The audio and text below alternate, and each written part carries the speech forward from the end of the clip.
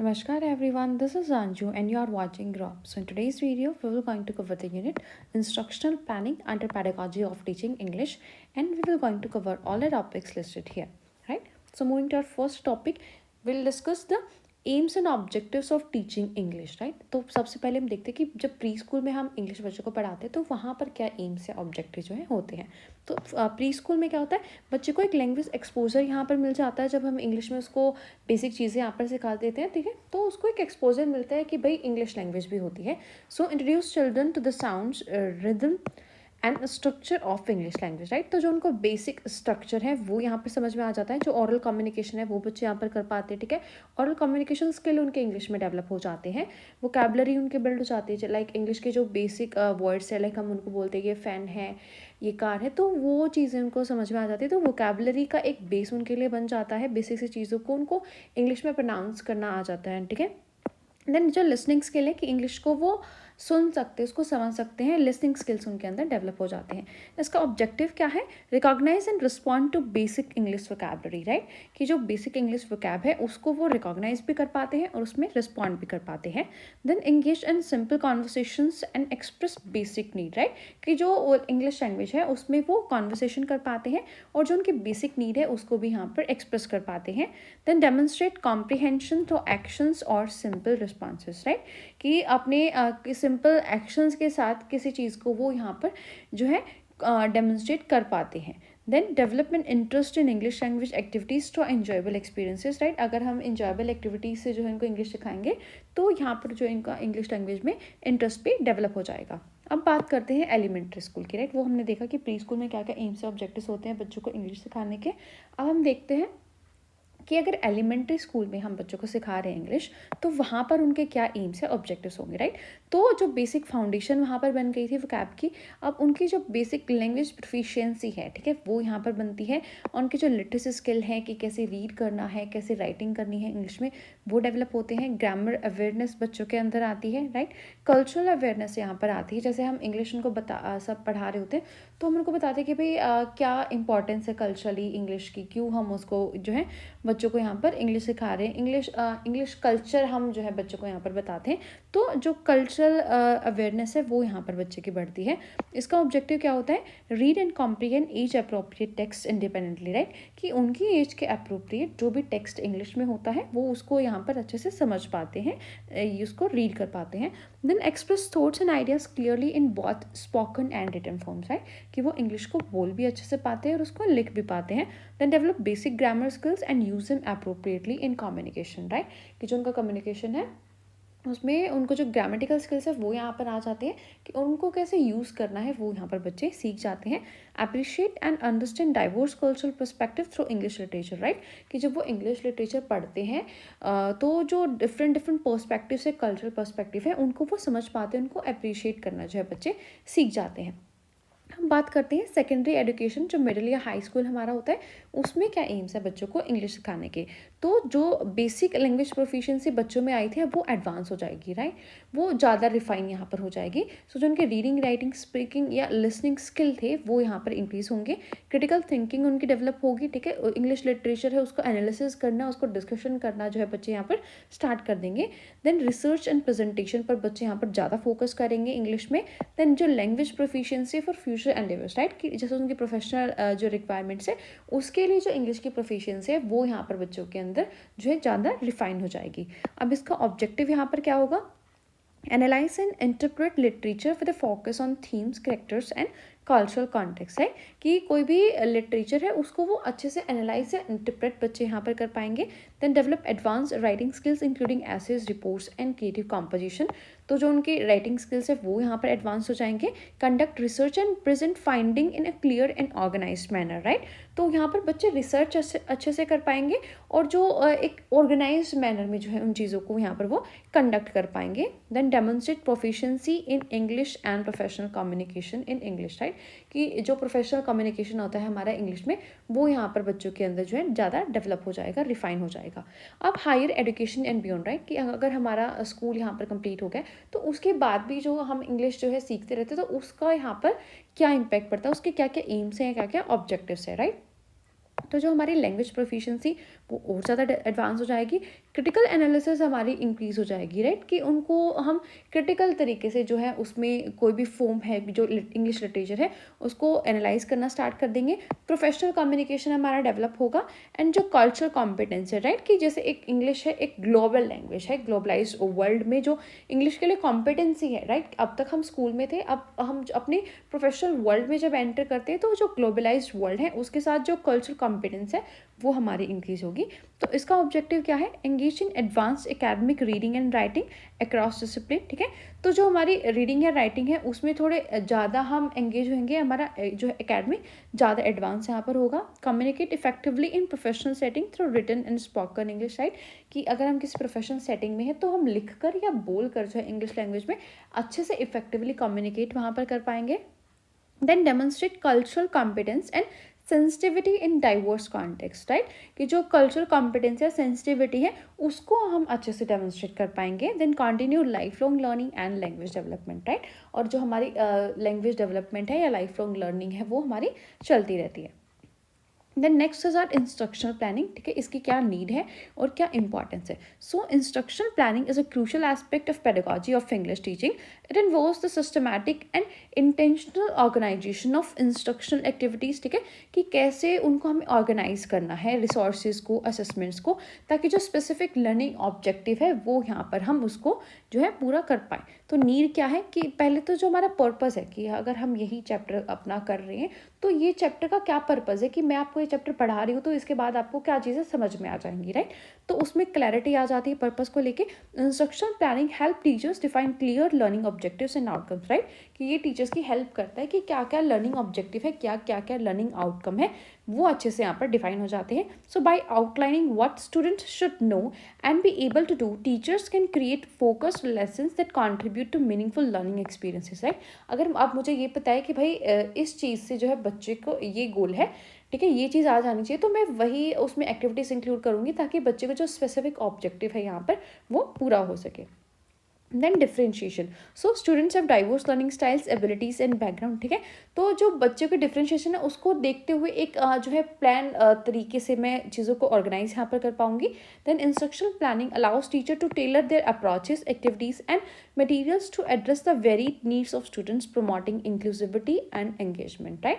तो जो instructional planning है ये टीचर्स को अलाउ करती है कि भाई जो बच्चों के डिफरेंट डिफरेंट नीड्स है तो उनको पूरा करने के लिए यहाँ पर हम डिफरेंट डिफरेंट अप्रोच यहाँ पर बच्चों के लिए यूज़ कर सकते हैं। Then resource management, so efficient use of time, materials and resource is essential for effective teaching, right, कि एक एफिशिएंट टाइम हम यहाँ पर यूज़ कर रहे हैं अपने मटेरियल या रिसोर्सेज के लिए बच्चे को समझाने के लिए। So planning enables teacher to allocate resources effectively, ensuring that all necessary materials and tools are available for each lesson, right। तो जब हम इंस्ट्रक्शन प्लानिंग करते हैं तो हमें पता चल जाता है भाई कि इस चीज़ के लिए हमें जो बच्चे को इतना टाइम लगेगा, ये चीज़ समझाने के लिए इतना टाइम लगेगा, तो वो टाइम जो है हम यहाँ पर प्रॉपरली प्लान तरीके से अलोकेट उन चीज़ों को कर पा दें ताकि हमारा टाइम कहीं पर भी वेस्ट ना हो। Then sequencing and progression, so learning is a gradual process building on prior knowledge and skill, right। तो learning हमारी यही प्रोसेस है कि जो हमारी प्रायर नॉलेज या स्किल्स होती है, जो मेरे पहले से जो हमारे नॉलेज या स्किल्स होते हैं उनको हम थोड़ा ज़्यादा फ्लरिश करते हैं, उनके ऊपर एक जो है हम अपनी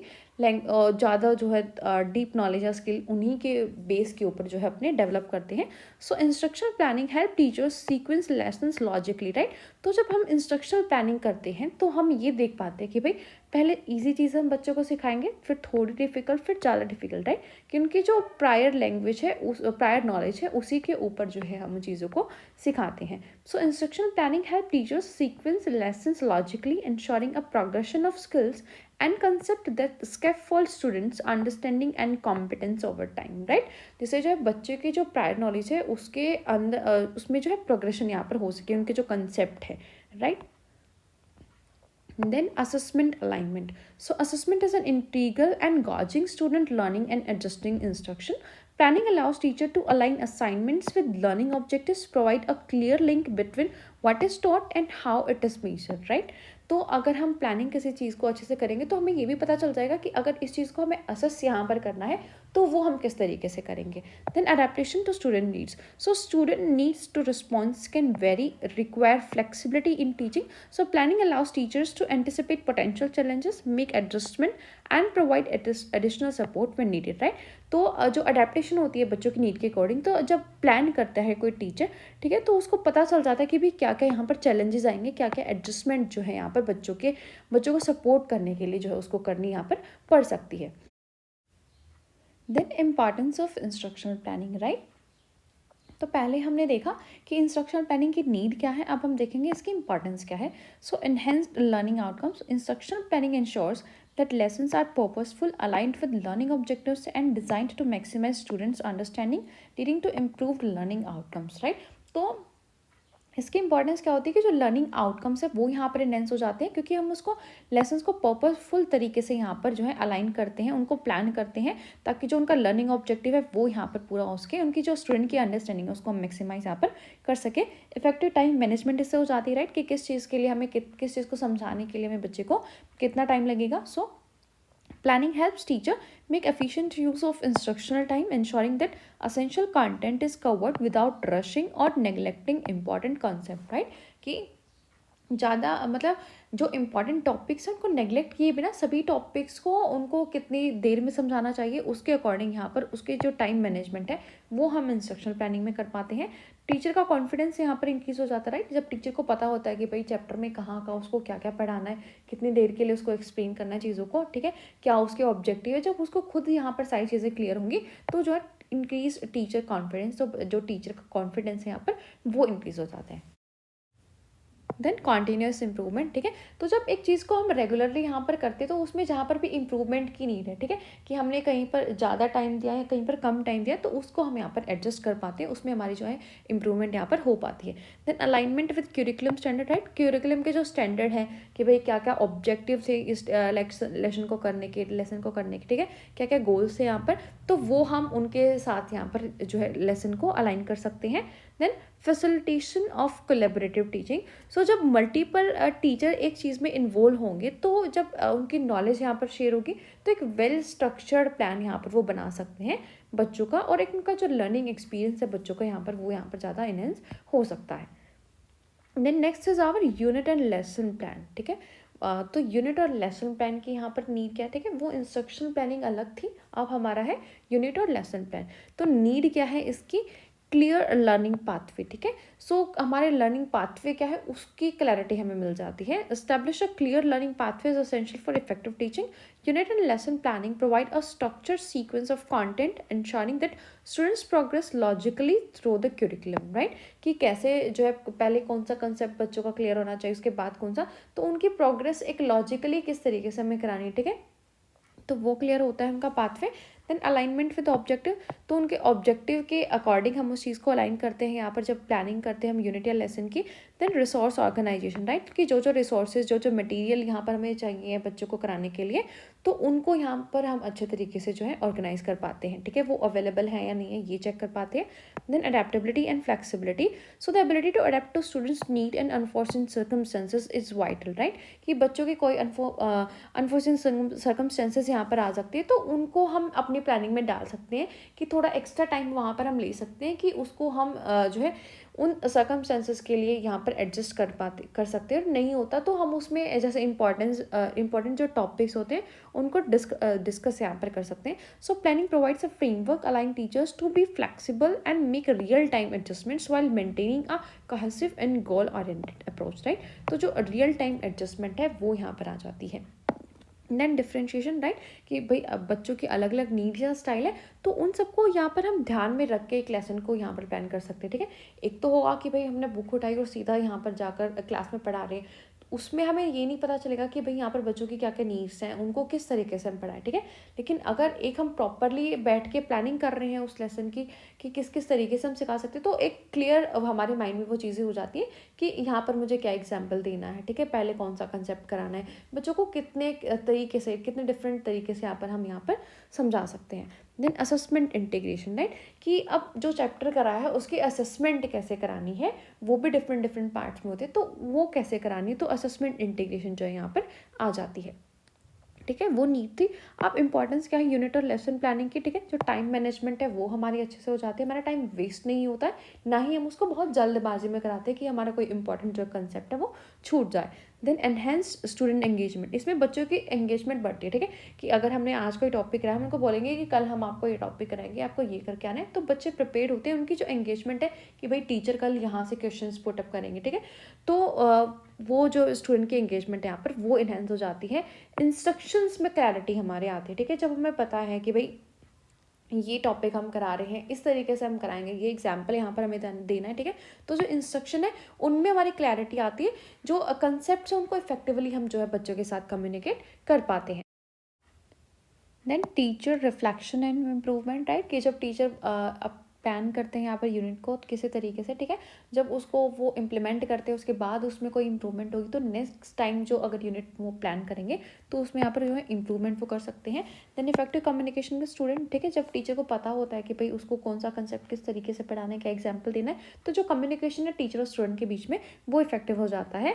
then cohesive curriculum implementation, right, कि करिकुलम के अकॉर्डिंग वो स्टूडेंट को पढ़ाते कि क्या क्या जो है डिफाइंड ऑब्जेक्टिव थे जो बच्चों को आज आने चाहिए थे, तो वो अपने यूनिट प्लान में उनको जो है एक इंपॉर्टेंट तरीके से कवर करते हैं करिकुलम के according.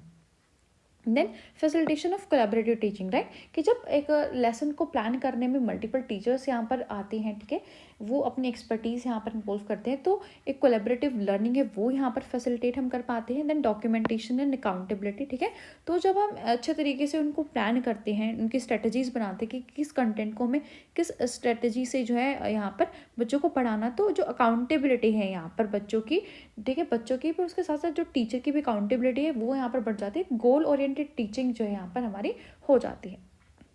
Then procedure of unit and lesson planning, उसका प्रोसीजर क्या है हमारा, ठीक है, वो इंपॉर्टेंस हमने देखी यूनिट प्लान की क्या थी, अब उसको जो है यूनिट प्लान का प्रोसीजर क्या है वो हम यहाँ पर देखेंगे, राइट। तो सबसे पहले कि जो लर्निंग ऑब्जेक्टिव्स हैं वो हमें आइडेंटिफाई करनी, राइट, तो ये हमारा मोस्ट इम्पॉर्टेंट जो किसी भी यूनिट प्लान को या किसी भी इंस्ट्रक्शन को प्लान करने में जो फर्स्ट पॉइंट हमारा ये होता है कि भाई क्या ऑब्जेक्टिव है हमारे इस चीज़ को पढ़ाने के लिए, ठीक है। Then consider to prior knowledge, इससे पहले बच्चों को नॉलेज क्या है वो हमें पता होना चाहिए, ठीक है, कि बच्चों की प्रायर नॉलेज कितनी है। Then select content and resources, उस सब्जेक्ट को पढ़ाने के लिए हमें क्या क्या कंटेंट या क्या क्या रिसोर्सेज चाहिए वो हमें चेक करना है कि अवेलेबल है या नहीं है, ठीक है, या उसको किस तरीके से हमें जो है यूज़ करना है। Then plan assessment strategies, right, कि अब हमने कंटेंट देख लिया, रिसोर्सेज देख लिए, उनकी नॉलेज देख लिया, ऑब्जेक्टिव देख लिया, अब उनकी असेसमेंट हम बच्चों को कैसे करेंगे after completion of that unit, right, कि उनकी जो असेसमेंट की स्ट्रेटजीज क्या है वो हम यहाँ पर देखेंगे कि किस तरीके से उस यूनिट की असेसमेंट जो है बच्चों से हम ले सकते हैं। देन सीक्वेंस इंस्ट्रक्शन, ठीक है, तो एक सीक्वेंस में हम इंस्ट्रक्शंस को लगाएंगे कि पहले कोई इजी टॉपिक लगाएंगे और टॉपिक्स इंटर रिलेटेड होनी चाहिए, राइट, कि कोई पहले हमने टॉपिक है तो ऐसा नहीं है कि बीच में 2-3 टॉपिक अलग हो गए फिर लास्ट में कोई टॉपिक उससे रिलेट यहाँ पर कर रहा है, ठीक है, तो कोर रिलेटेड टॉपिक्स को हमें एक सीक्वेंस में लगाना है। Then design learning activities, right, उसके साथ साथ जो लर्निंग की एक्टिविटीज़ क्या हम बच्चों से करा सकते हैं वो हमें डिज़ाइन करनी है। डिफ्रेंशिएशन स्ट्रैटेजीज, राइट, कि जो बच्चों की डिफरेंट डिफरेंट नीड्स होती हैं, डिफरेंट स्ट्रेटजीज उनके लिए हम यहाँ पर अपनी यूनिट में बना सकते हैं। देन इनकॉर्पोरेट टेक्नोलॉजी, राइट, तो जो कोई भी डिजिटल टूल्स है, कोई भी टेक्नोलॉजिकल टूल्स है वो हम यहाँ पर बच्चों की लर्निंग को एनहेंस करने के लिए यूज़ कर सकते हैं। Then create a timeline. So develop a timeline for the unit specifying when each lesson or activity will take place. Ensure that the pacing allows for through thorough coverage of content, right, तो हमें एक timeline यहाँ पर create करनी है कि भाई कब हमारा जो लेसन है, कब कोई एक्टिविटी है जो यहाँ पर जो कंप्लीट हो जाएगी और हमारा कंटेंट है जो है फुल्ली यहाँ पर कवर हो जाएगा। देन रिफ्लेक्ट एंड रिवाइज, ठीक है, जो हमारा लेसन प्लान बन गया है उसको दोबारा से हमें रिवाइज करना है। सो बिफोर इम्प्लीमेंटेशन, उसको इम्प्लीमेंट करने से पहले reflect on the unit plan, are the objectives clear, कि क्या हमारे ऑब्जेक्टिव्स यहाँ पर क्लियर है, are activities align with the goals, ठीक है, कि जो गोल है उनके अकॉर्डिंग हमने एक्टिविटीज यहाँ पर ली है। And make any necessary revisions based on your reflection, right, और उसमें अगर कोई चेंजेस हमें चाहिए तो वो हम यहाँ पर अपना बना सकते हैं, ठीक है। देन लेसन प्लानिंग, वो था यूनिट प्लानिंग, तो लेसन प्लानिंग में हमें देखना है कि पहले ऑब्जेक्टिव क्या है, पर्पस क्या है हमारे किसी चीज़ को पढ़ाने का, ठीक है, फिर देखेंगे कि बच्चे की प्रायर नॉलेज क्या है, right. Then introduction and hook, ठीक है, कि कैसे किसी चीज़ को अच्छे तरीके एंगेजिंग तरीके से हमें बच्चे को यहाँ पर इंट्रोड्यूस करना है उस चैप्टर को, वो यहाँ पर हम देखेंगे, right. So introduce the lesson with a hook or engaging activity that captures student interest and sets the tone for the lesson, right, कि बच्चा का जो ऐसे तरीके से उस लेसन को इंट्रोड्यूस करें कि बच्चा जो है वहीं पर उसमें इंटरेस्ट यहाँ पर शो करने लग जाए और उसको अच्छे तरीके से यहाँ पर कैच कर पाए। देन डायरेक्ट इंस्ट्रक्शन, ठीक है, कि कैसे बच्चों को उस नई इन्फॉर्मेशन या स्किल के लिए हमें डायरेक्ट इंस्ट्रक्शन देनी है, कैसे उस चीज़ को प्रेजेंट करना है, ठीक है, क्या क्या इंस्ट्रक्शनल स्ट्रेटेजीज हमें यूज़ करनी है वो हम देखेंगे. Then guided practice. So facilitate guided practice allowing students to apply what they have learned with support. This could include group activities, discussions or hands-on exercises, right? तो यहाँ पर उनको guided practices हम बच्चों से करा सकते हैं specific topic के लिए. Then independent practice, right? So assign independent practice activities to reinforce the lesson concept, right? कि independent activities हम बच्चों को दे सकते हैं कि भाई ये आपको घर से करके लाना है, तो ताकि वो जो लेसन में जो कंसेप्ट यूज़ हुए थे उनको रियल लाइफ में अपना यूज़ करके उस एक्टिविटी को अच्छे तरीके से यहाँ पर कर पाए. अब उसके बाद हमें देखना है कि असेसमेंट हम जो हमने लेसन किया उसकी किस तरीके से यहाँ पर हम बच्चे की असेसमेंट कर सकते हैं, ठीक है, क्वेश्चनिंग के through, quizzes. Then clause, right? So summarize the key points of the lesson and connect them to the learning object, right? तो जो main topics जो main point है उस lesson में वो हमें summarize करना है, उनको learning objectives के साथ connect करना है. Then बच्चों को homework या कोई extension activities हम दे सकते हैं जिससे उन concept को वो revise कर पाएँ. Then reflection. So reflect on the lesson plan after implementation. What worked well and what could be improved, right? तो जब पूरा lesson यहाँ पर complete हो जाता है तो हमें lesson plan को देखना है कि भाई क्या चीज़ें यहाँ पर हमने ऐसे बनाई थी कि अच्छे से काम किया, किन चीज़ों में जो इम्प्रूवमेंट की नीड थी, ताकि जो फ्यूचर लेसन प्लानिंग है उसमें हम उन चीज़ों को ध्यान रख सके. Then our next topic is planning and adapting units and lessons for children with disabilities, right? तो disabilities वाले बच्चों के लिए हम units और lessons को कैसे plan या adapt कर सकते हैं. So first is understand individual need, right? तो जो individual needs है हमें सबसे पहले उनको समझना है कि जो different disabilities हैं, ठीक है, कि भाई visual impairment यहाँ पर बच्चे को है, कोई मोटर स्किल इम्पेयरमेंट है, तो कैसे इम्पेयरमेंट है, ठीक है, तो वो हमें देखनी है. इंडिविजुअल नीड के अकॉर्डिंग यहाँ पर हम बच्चों को समझाएंगे. सो अपनी detail information about each students abilities, preferences and any accommodations or modifications they may require and collaborate with special education professionals if available, right? तो अगर जहाँ पर स्पेशल एजुकेशन टीचर अगर अवेलेबल है तो उनसे हम यहाँ पर कांटेक्ट कर सकते हैं.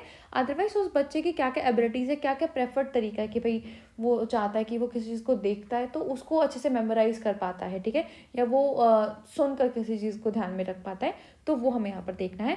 देन क्लियर लर्निंग ऑब्जेक्टिव्स यहाँ पर हमारे होने चाहिए कि भाई इस बच्चे को हमें ये चीज़ यहाँ पर सिखानी है, वो किस तरीके से सिखानी है वो हमें यहाँ पर देखना है. So identify the core learning outcome, ठीक है, कि कोर लर्निंग आउटकम क्या है, and ensure that they are measurable and achievable, ठीक है. और ऐसा भी नहीं कि भाई हमने बहुत टफ यहाँ पर कोई आउटकम रख दिया, ऐसा आउटकम होना चाहिए कि जो इसको हम अचीव यहाँ पर कर पाएँ. So taking into account the individual needs and abilities of children with disabilities, right? तो जो डिसेबिलिटीज़ वाले बच्चे हैं उनके अकॉर्डिंग अचीवेबल गोल्स यहाँ पर ऑब्जेक्टिव्स हमें सेट करने हैं. देन डिफरेंशिएट इंस्ट्रक्शन, तो जो डाइवर्स नीड्स है बच्चे की उसके अकॉर्डिंग ही हमने अपने जो मेथड है, मटेरियल्स हैं, असेसमेंट्स हैं, उनको यहाँ पर डिफ्रेंशिएट करना है कि भाई किस बच्चे को हम किस तरीके से यहाँ पर पढ़ा सकते हैं, किस तरीके से उसकी असेसमेंट करेंगे और क्या मटेरियल हम उस बच्चे के लिए यहाँ पर यूज़ कर सकते हैं.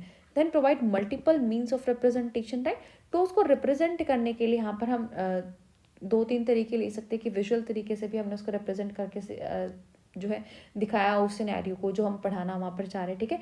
फिर हमने इंस्ट्रक्शन भी दी उसके लिए क्लियरली, ठीक है, उसको हम किसी एक्सपेरिमेंट के थ्रू भी जो है बच्चे को यहाँ पर सिखा सकते हैं. Then consider universal design for learning. So universal design for learning promotes inclusive education by providing flexibility in how information is presented, how student respond and how they are engaged, right?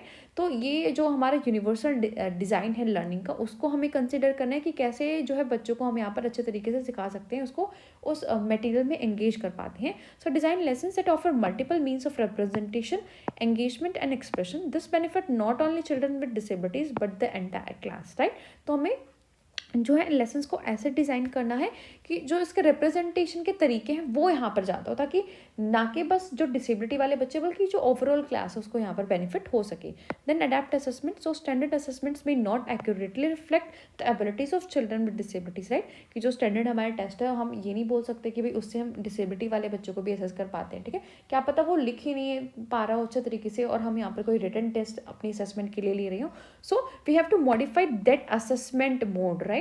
So modify assessment to accommodate different learning style, offer alternative assessment such as verbal presentation, right, projects or portfolios to avoid any varied expressions of knowledge, right? तो उस बच्चे के लिए मान लो उसको लिखने में कोई दिक्कत है तो हम उससे verbal presentation यहाँ पर ले सकते हैं, ठीक है, oral उसका टेस्ट यहाँ पर हम ले सकते हैं उसके assessment के लिए. Then foster a supportive classroom environment, एक सपोर्टिव क्लासरूम एनवायरनमेंट हमें बनाना है, ठीक है, जो उसके साथी जो पीयर्स हैं उनको भी अच्छे तरीके से ये बताना है कि भाई कैसे वो उस बच्चे की यहाँ पर हेल्प कर सकते हैं और कैसे उस बच्चे को यहाँ पर सपोर्ट कर सकते हैं instead of teasing. Then collaborate with support staff, ठीक है, साथ ही साथ जो सपोर्ट स्टाफ है, दूसरे टीचर्स हैं, उनके साथ हम कोलैबोरेट कर सकते हैं कि कैसे उस बच्चे को यहाँ पर अच्छे तरीके से हम सिखा सकते हैं।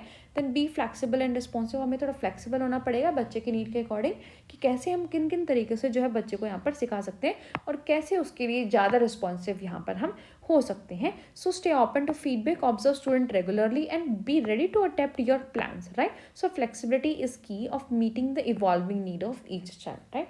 ना कि केवल डिसेबिलिटी वाले बच्चे बल्कि जो नॉर्मल बच्चे हैं उनके लिए भी जो है फ्लेक्सिबिलिटी एक की पॉइंट है, ताकि हम जो बच्चे के डिफरेंट नीड्स हैं उनको यहाँ पर पूरा कर सकें। देन सीक प्रोफेशनल डेवलपमेंट, तो हमें जो अपनी प्रोफेशनल डेवलपमेंट है उसको ज़्यादा फ्लॉरिश करना चाहिए, ठीक है। जो कॉन्फ्रेंसेज हैं, वर्कशॉप है, जो ट्रेनिंग है टीचर्स के लिए, उनको अटेंड करना चाहिए। Communicate with parents and guardians, right. तो जो डिसेबिलिटी वाले बच्चे उनके पेरेंट्स या गार्डियंस हैं उनके साथ हमें कम्युनिकेट करना चाहिए ताकि उनको और अच्छे तरीके से यहाँ पर समझ पाए, और साथ ही साथ जो पेरेंट्स को हम यहाँ पर गाइड कर पाएँ कि भाई कैसे वो घर पर जो है उस बच्चे की यहाँ पर हेल्प कर सकते हैं। देन डॉक्यूमेंट एंड रिफ्लेक्ट, तो हमें रिकॉर्ड रखना है कि भाई क्या क्या अडेप्टेशन हमने बनाई थी, स्टूडेंट की प्रोग्रेस क्या है, क्या क्या एरियाज है जहाँ पर हमें जो है इंप्रूवमेंट चाहिए है। सो regularly reflect on your teaching practices and seek feedback from colleagues and specialist. तो हम अपने कलीग्स से स्पेशलिस्ट जो हैं जैसे स्पेशल एजुकेशन टीचर, उनसे फीडबैक ले सकते हैं कि भाई कैसे तरीके से मैंने पढ़ाया था और किस तरीके से जो है हम यहाँ पर ज़्यादा इंप्रूवमेंट बच्चे के लिए कर सकते हैं। So we have completed the unit, and if you like our content you can subscribe to our channel for more content related to BEd special education and special education teacher, and you can join our Telegram group as well for our PDF files and for more information about our special education teacher paid courses. So see you in the next video. Till then, namaskar.